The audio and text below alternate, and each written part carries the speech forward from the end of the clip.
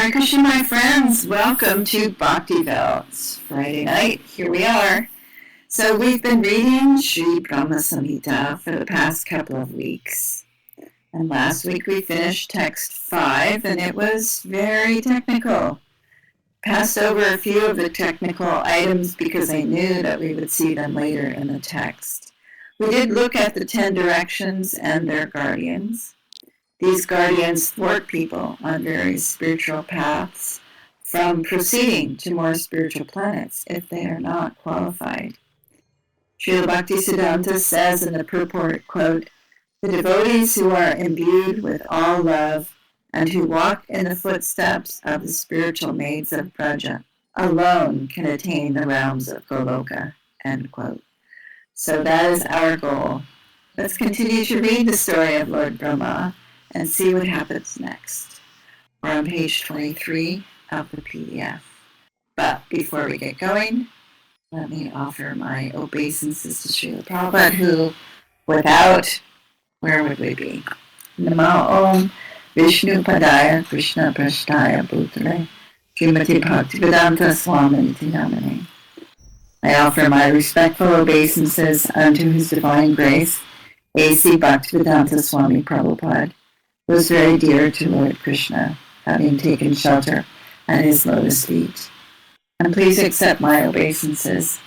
Vanchakalpa Turubhyascha Kripa Sindhu Bhyevacha Patitanam Pavanebhyo Vaishnavebhyo Namo Namaha. I also offer my respectful obeisances unto the Vaishnava devotees of the Lord. They are just like desire trees and can fulfill the desires of everyone. They are full of compassion for the fallen, conditioned souls. And we'll sing Jai Radhamadhava just once, instead of a whole bunch of times. Our time is limited, so then who needs to hear me sing this anyway? So, let me go ahead. Jaya Radha Madhava Kunja Bihari Jaya Radha Madhava Kunja Bihari Gopi Jana Balaba Girivardhari Gopi Jana Balaba Girivardhari Jashoda Nandana Prajana Ranjana Jashoda Nandana Prajana Ranjana Jamuna Tira Pannachari Jamuna Tira Pannachari. There we go. I was remembering when I was younger, 18, I was in a van with a bunch of people and we were singing, and this one woman was leading this song and she didn't know the words. We didn't have anything written down, we just learned stuff by listening, right? And she said, Jamuna Tira Brahmachari. Anyway, that's not it. It's Vanachari.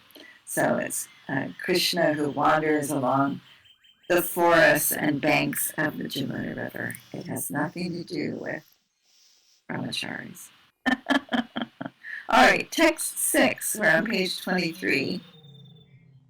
And we decided last week that, or the week before, that we would just go straight through, and Bhaktiville may or may not also chant. So we'll give them a chance. These are easy ones, Bhaktiville. So we'll see what you think. Text 6. Evam Jyotirmayo Deva Sad Ananda Paratparaha Atmaramasya Tasyasti Prakrityana Samagamaha. He says the TV is too loud, or I would love to do it. Okay, not tonight. I wanted to say something about the second line of this, it says Sad Ananda. So I was thinking about, there's a guru out there and his name is Sadguru. And it's not sad guru. It has to do with the Sandhi and Sat. So it's Sat Ananda, but the T and a long A becomes a D, so it's Sad Ananda. So just to point that out. Synonyms. Evam, thus, Jyoti Mayaha, transcendental, Devaha, the Lord, Sat Anandaha, the own self of eternal ecstasies. Parat Paraha, the superior of all superiors. Atma Aramasya, engaged in the enjoyments of the transcendental realm. Tasya, of him. Asti, there is. Prakritya, with the mundane potency. Na, not. Samagamaha, association. Translation, and this is translated by Bhaktisiddhanta Saraswati Goswami, Srila Prabhupada's guru, my grandfather guru. Translation. The Lord of Gokula is the transcendental supreme Godhead, the own self of eternal ecstasies. He is the superior of all superiors and is busily engaged in the enjoyments of the transcendental realm and has no association with his mundane potency. I wanted to read another translation done by Srila Narayan Maharaj, and I think I may do this for texts that might need a little bit more illumination. Not specifically this one, but the translation of this one is quite nice. And he's translated it as, thus it is seen that Bhagavan Gokuleshwara is the self-effulgent, worshipable personality, the supreme absolute truth, and the embodiment of eternal bliss. He is absorbed in amorous pastimes with his internal potency in his own eternal abode, and he has no direct connection with the dull material nature. All right, so let's read the purport here. The sole potency of Krishna, which is spiritual, functioning as Krishna's own proper power, has manifested his pastimes of Goloka or Gokula. By her grace, and here he's talking about Mahamaya, by her grace, individual souls who are constituents of the marginal potency can have admission into even those pastimes. So marginal potency, that's us, because we can go either way. We can go to material or spiritual, so we're marginal. The deluding energy, who is of the nature of the perverted reflection of the spiritual chit potency, has got her location on the other side of the river Vraja, the causal ocean, which surrounds the Brahmadam, forming the boundary of Mahavaikuntha as the outer envelope of Goloka. And we'll look at this illustration behind me in a moment to suss out these things he's talking about. The position of Goloka, being absolutely unalloyed with the mundane, deluding energy, far from having any association with Krishna, feels ashamed to appear before his view. So let me walk over there. So, Bhaktiville, I don't know if your camera comes over this far, but my camera doesn't, so that's why I'm standing over here. So, on this illustration here, if we go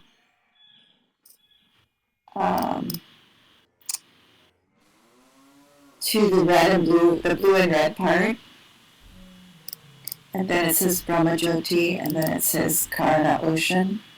So the Vraja River is here, in this place in between.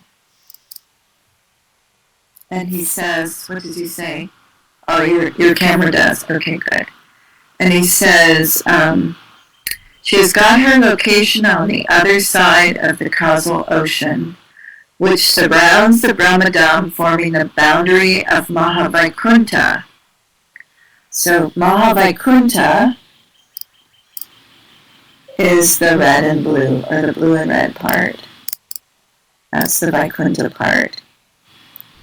And he says it's like an envelope. The Vraja river is like an envelope, so it completely embodies or covers the whole of that. And says that Goloka, which is Mathuriyadam. So if we go all the way up to the top, where you see the lotus and Radha and Krishna in the middle of the lotus, that would be Golokadam.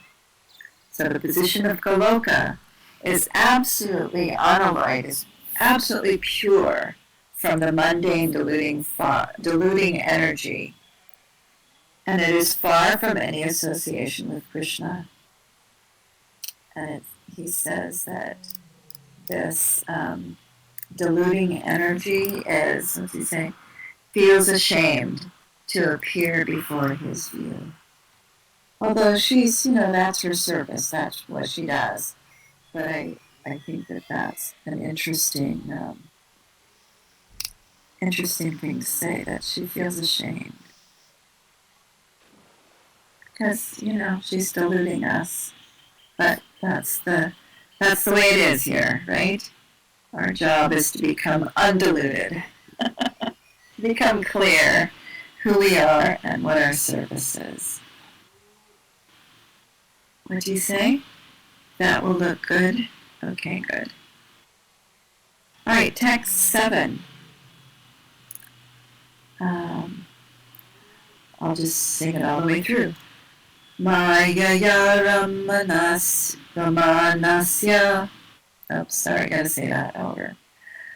Maya Ramamanasya Naviyogastaya Saha Atmana Ramaya Reme Tyaktakalam Sisrikshaya. Synonyms. Maya, with the illusory energy. Mamanasya, of him who never consorts. Not. Viyogaha, complete separation. Taya, her. Saha, from.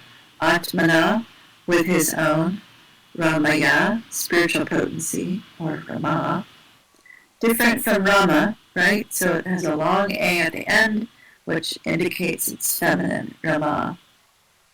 Reme, consorts, Tyaktakalam, by casting his glance in the shape of sending his time energy. Sisvikshaya, with the desire to create. Translation. Krishna never consorts with his illusory energy. Still, her connection is not entirely cut off from the absolute truth. When he intends to create the material world, the amorous pastime, in which he engages by consorting with his own spiritual chit potency, Rama, by casting his glance at the deluding energy in the shape of sending his time energy, is an auxiliary activity. All right, so this one, really difficult. You love this verse? Bhaktiville says, I love that verse. So tell me, what is it that you love about this verse?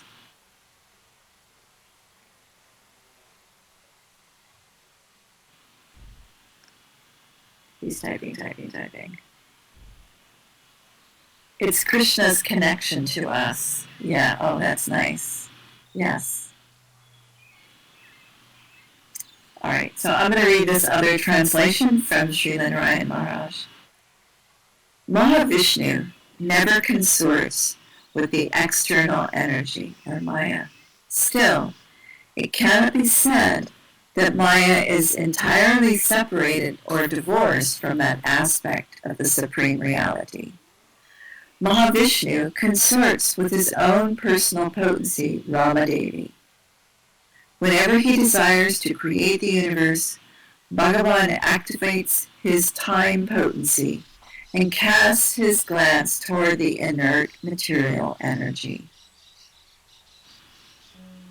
Bhaktiville says, I love that he calls it consorts. I agree. I like that word too. All right, so just a little aside. A couple of weeks ago, I said I was going to skip over the Chatu Vyuha, the expansions of Vasudev, Sankarshan, Aniruddha, and Pradyumna. I was going to skip that and that we would get into it later. So in a couple of verses, trust me, we're going to get into it. I'm busy drawing and trying to, make it easy to understand so that I can put it up here on the board for you. I've seen lots of diagrams and none of them express exactly what it is I want to say about this. So I'm working on it. So there'll be a few references here to that whole thing, but we'll just hold off. Bhaktiville says, cool. All right, purport. The illusory energy has no direct contact with Krishna, but has got indirect contact. Vishnu, the prime cause, lying in the causal ocean, the plenary portion of Mahasankarshan, who has his seat, not scat, who has his seat in Mahavaikuntha, the sphere of Krishna's own extended transcendental pastimes, casts his glance toward the deluding energy. Even in casting his glance, he has no contact with the deluding energy, because the spiritual chit potency, Rama, then carries the function of his glance as his unpolluted, ever-submissive potency. The deluding energy, as the maidservant of the spiritual chit potency, Rama, serves the manifested plenary portion of Godhead, consorted with Rama, the time energy representing the force of activity and instrumentality of Rama. Hence, there is found a process of masculinity or the creative force. So I'm going to stand up again and walk over there to this board. So up here, right up above where it says one universe, there's Krishna, Vishnu, laying down in the causal ocean. Let's see if I can see what Karna Dakshayi Mahavishnu. So Mahavishnu is there, and you can see there's little rays going out to all the different spheres that he's casting his glance toward all of those spheres. And I like in this verse, and it took me a while to understand and appreciate it, but I like in this verse, he says, hence there is found the process of masculinity or the creative force. I like that sentence, that section. This glance is time. Let me look.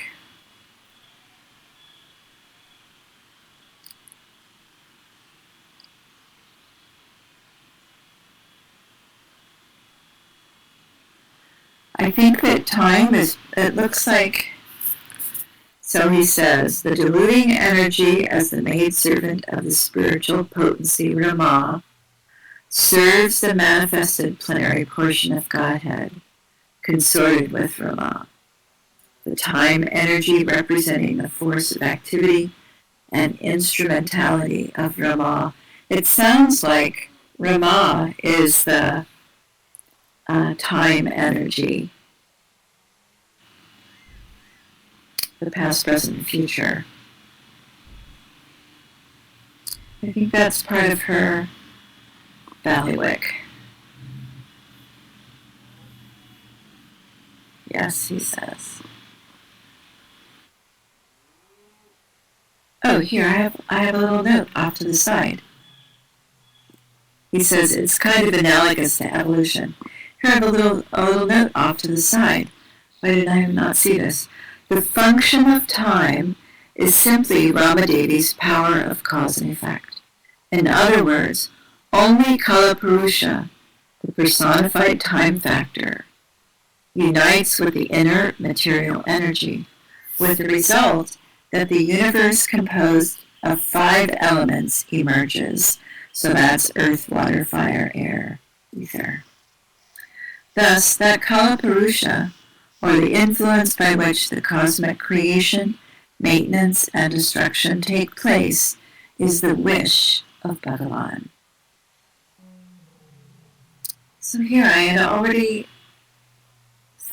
Krishna had already thought about your question and put it right here as a note. As a note in mine.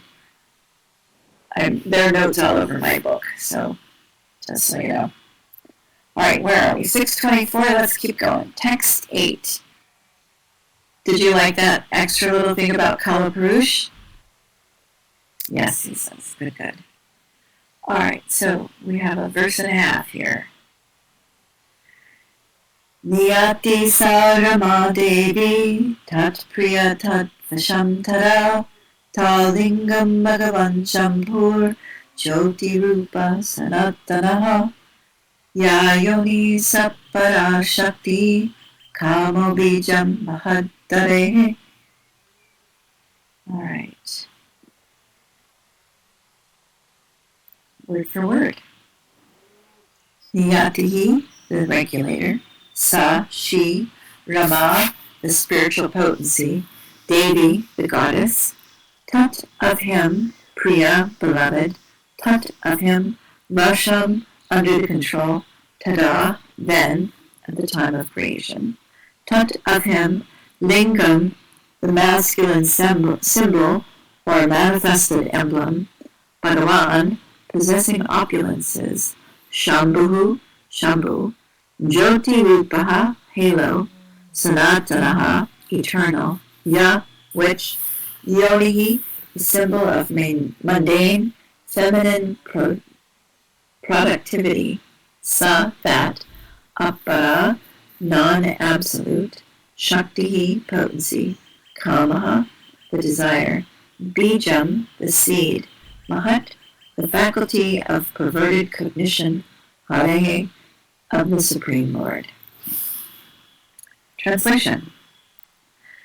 The secondary process of association with Maya is described. Rama Devi, the spiritual chit potency, beloved consort of the Supreme Lord, is the regulatrix of all entities. Regulatrix? Regulatrix. Yep, sorry. The divine plenary portion of Krishna creates the mundane world. At creation, there appears a divine halo of the nature of his own subjective portion, Svamsha. This halo is divine Shambhu, the masculine symbol or manifested emblem of the Supreme Lord. This halo is the dim twilight reflection of the supreme eternal effulgence. This masculine symbol is the subjective portion of divinity who functions as progenitor of the mundane world, subject to the supreme regulatrix, Niyati. The conceiving potency in regard to mundane creation makes her appearance out of the supreme regulatrix. She is Maya, the limited, non-absolute, appara potency, the symbol of mundane feminine productivity. The intercourse of these two brings forth the faculty of perverted cognition, reflection of the seed of the procreative desire of the Supreme Lord. So that's a lot of words, but here's some more words. Here's the other translation of the same thing. And the only reason I'm reading two translations is because, this is one of my favorite things to talk about, is that to try and describe something transcendental with words is almost ridiculous. So, reading two translations, somehow we might get a better idea of what it is exactly is being said. Bhaktiville says, so far this is very impersonal. Yes. Well, you could see it that way, impersonal, or you could see it as the whole of creation is incredibly personal because there's a person in charge of absolutely everything, every single aspect. The Lord's internal organs. Yep. Here we go. All right, here's the other translation. So, now the way in which Bhagavan indirectly comes in contact with Maya is being described. The spiritual potency in the form of Ramadevi, who is dear to Bhagavan, is destiny. That goddess is always controlled by the Supreme Lord and is always dedicated to his service. At the onset of creation, the effulgence of Mahavishnu, who is the expansion of Sri Krishna's plenary portion, is manifest in the form of Shambhu.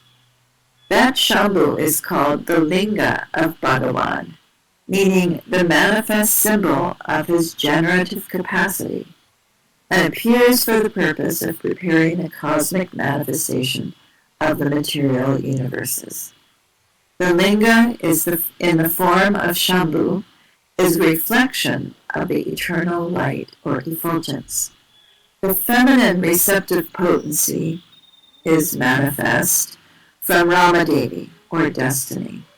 That potency, which gives birth to the material creation, is the inferior energy called Maya, whose intrinsic form is the yoni, the womb of universal creation.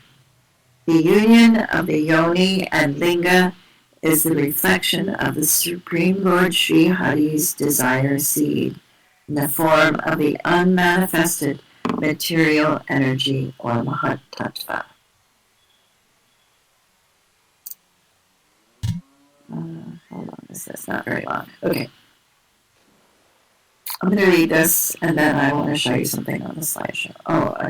Show you a couple of things. So, purport.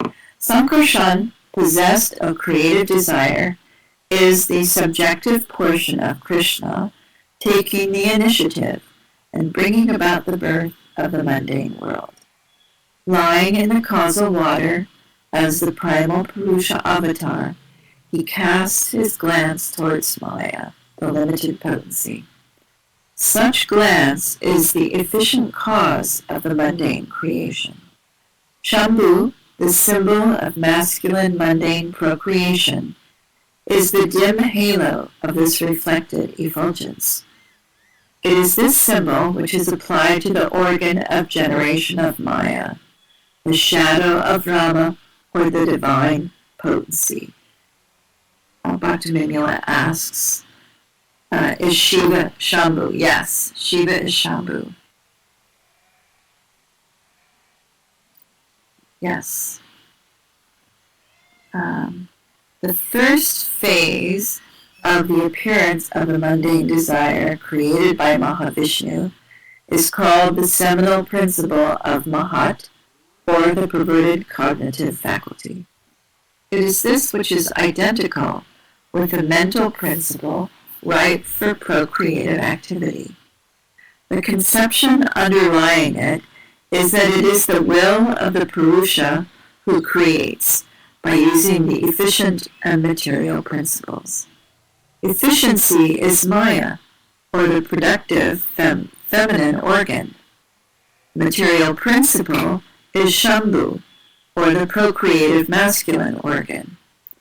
Mahavishnu is Purusha, or the dominating divine person wielding the will.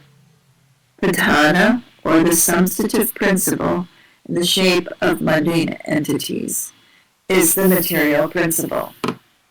Nature, embodying the accommodating principle of Prakriti, Adara, is Maya. The principle of embodied will, bringing about the intercourse of the two, is the dominating divine person or Purusha, subjective portion of Krishna, the manifester of the mundane world. All of these three are creators. So the Pradhana, the Prakriti, and the Purusha. Bhaktiville says, nature is Maya. That is very interesting. Yes, it is interesting. All of this is interesting. All right, so the three of these, the three things, Pradhana, Prakriti, and Purusha, are the three creators. The seed of amorous creative desire in Goloka is the embodiment of pure cognition. The seed of sex desire to be found in this mundane world is that of Kali, etc., who are the shadows of the divine potency. The former, although it is the prototype of the latter, is located very far from it. So he's saying that there's that kind of desire in the spiritual world, sex desire in the spiritual world, but it's very far away and very, very different from what's going on here. The seed of the mundane sex desire is the perverted reflection in this mundane world of the seed of the original creative desire. The process of the appearance of Shambhu is recorded in the 10th and 15th slokas.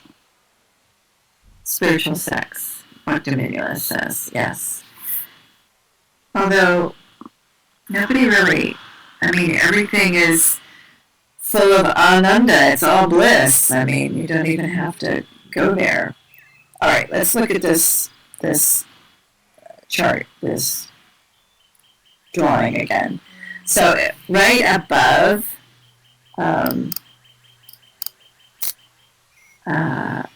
where it says Brahma Jyoti, right above that is Kailas, and that's Sadashiva. So that's where Shiva is, and that's his effect on this whole thing. He's also in where it says one universe. He's this little, looking at the picture, he's just to the left of Jada Jagat.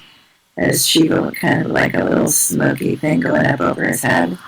So Shiva's in there, included in this chart or diagram. But I also wanted to show you, let me do this backwards. I have to go through all of the 80 million slides I have up here. But here, Purusha, Linga, and Yoni, the creative elements of the world.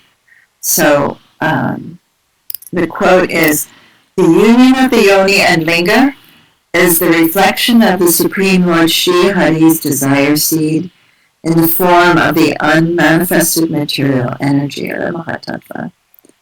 So there are three, so in the bottom right, the Yoni, hang on just a minute, I have someone at my door.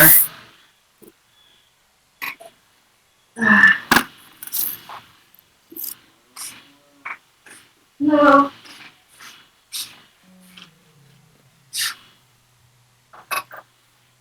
Listen, you feel this from here? Yes, I can't open this door.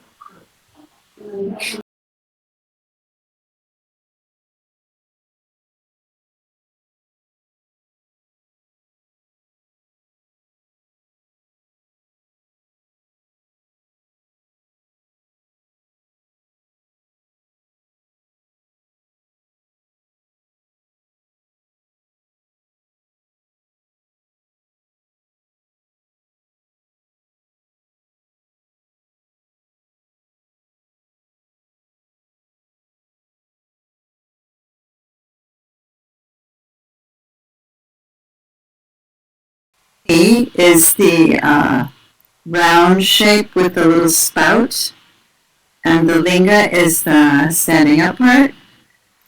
And that's the basic shape of the Shiva lingam.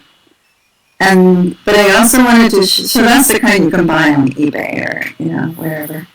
But the top one with all the gold around is a very famous temple with the Shiva lingam, and then here's on the bottom left is looking down at it. So the lingam is in the middle, and the yoni is the round with the spout. And when they do worship, they'll pour lots of milk and honey and yogurt, all the things, same as we do with Krishna, bathing Krishna. Then it goes down into the yoni and then out the spout. And usually there are people like with their hands, they're grabbing stuff, or they'll have a bowl or something to capture it. One temple I used to go to, they had,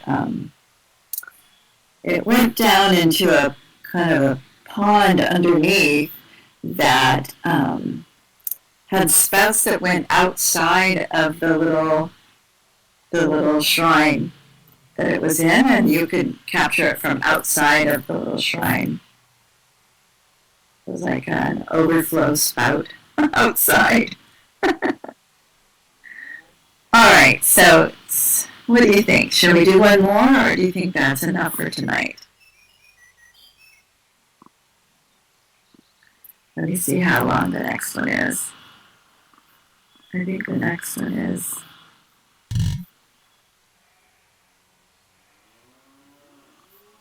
I think we'll stop there. It's almost time to stop. We'll stop there tonight. So, any other questions? What is the next one? The next one is number 9. Oh, actually, we could do it. I just lost my place, but we could do it. It's just a half a verse. We'll do the next one. It's just half a verse. It's not so hard, and it's more of the same. Okay, text 9. Linga yonyatmaka jata ima maheshwari prajaha. Half a verse. Synonyms. Linga, of the mundane masculine generative organs. Yoni, and of the mundane feminine generative organs. Atmikaha, as the embodiment. Jataha, born. Imaha, these. Maheshwari, of the consort of the great Lord of this mundane world. Vraja, the offspring. Translation. All offspring of the consort of the great Lord Maheshwar of this mundane world are of the nature of the embodiment of the mundane masculine and feminine generative organs. Purport. The full quadrantal extension of the Supreme Lord is His Majesty. So we remember quadrantal. When we first started reading this book, it was like, what is he talking about? So the material world, this section is 1/4. And so then the other part is 3/4. So then you're kind of thinking it's in 4 parts. So the full quadrantal extension, so everything is His Majesty. Of this, the tri-quadrantal extensions of unlamenting, non-perishing, and non-apprehending situations constitute the majesties of the realms of Vaikuntha and Goloka, etc. In this temporal realm of Mayadevas and men, etc., all these together with all mundane worlds are the great majesties of the limited potency. All these entities are embodiments of the masculine and feminine organs of generation by the distinction of efficient and material causal principles, or, in other words, they are produced by the process of sexual intercourse between the male and female organs of generation. All the information that has been accumulated by the agency of the sciences of this world possesses this nature of sexual co-union. Trees, plants, and even all insentient entities are embodiments of the co-union of male and female. The feature that is of special significance is that all those such expressions as, quote, the generative organs of male and female, quote, are indecorous Yet in scientific literature, these words, expressing the above-mentioned principles, are exceedingly wholesome and productive of abiding value. Indecorum is merely an entity pertaining to the external custom of society. But science, and especially the highest science, cannot destroy the true entity by deference to social custom. Wherefore, in order to demonstrate the seed of mundane sex desire, the basic principle of this phenomenal world, the use of those identical words is indispensable. By the use of all these words only, the masculine energy, or the predominating active potency, and female energy, or the predominated active potency, are to be understood. Oh, I'm glad I read that. Actually, I was trying to find that earlier today, and I couldn't find it, and there it is. So, there was something he said that reminded me about this chart again. Yes, that's what he's saying. It's the same in biology. And he's saying, just because we're saying the word sex and talking about generative organs, we shouldn't worry about social customs about these things. Not to worry about it. Oh, the triquadrantal, and I wanted to just talk about that for a moment. So looking at this chart again, even though it's not proportional, everything where the Karna Ocean, that section on this chart, is 1/4 of all of what's going on. So what's above all of that looks like it's the same, right? They couldn't do it proportionately. Looks more like half and half. Oh, a third maybe. Anyway, so that's 1/4, the Karna Ocean part, and the other part is 3/4, much bigger. In fact, I don't even see how you could say that it's 3/4 because it's just so infinite. Just so infinite. Anything else you want to add to this, Bhaktiville? Any questions or comments or? He says, no, this was a fun read. Thank you, he says. Well, thank you very much. It was a different reality, he says. Yes, it is. We don't think of it in these terms, but this is our cosmology. This is our story. We're sticking with it, and I'll keep working on my chart to explain the different expansions and where they all go, because we are. Get up and go over to this chart again. So we are talking about this Brahma. So at the very bottom of the bottom sphere, it says Garbodak Ocean. And then there's a Vishnu laying down there, and then out of his belly button comes this stem with the lotus with Brahma on top of it. They're sitting in the middle of this lotus. It's that Brahma who's speaking what we're reading. That's where we are in the midst of this huge chart, and all it makes you feel very small, right? Like a little grain in the sand on the beach. But it's that Brahma who's speaking this Brahma Samhita. Okay? So just to kind of put that in perspective. All right, and with that, I say good night, and thank you very much for letting me read to you. I hope that you like it. Please give us a like there in Bhaktiville or on YouTube, and all glories to Srila Prabhupada.